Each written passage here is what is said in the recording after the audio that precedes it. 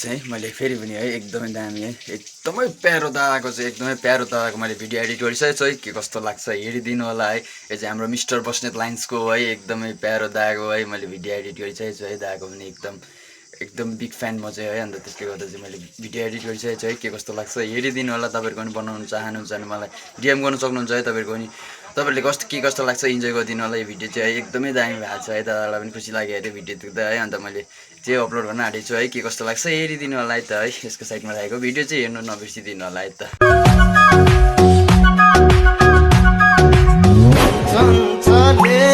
मेरो पारा त्यस्तै छ तिमीलाई जस्तो देखा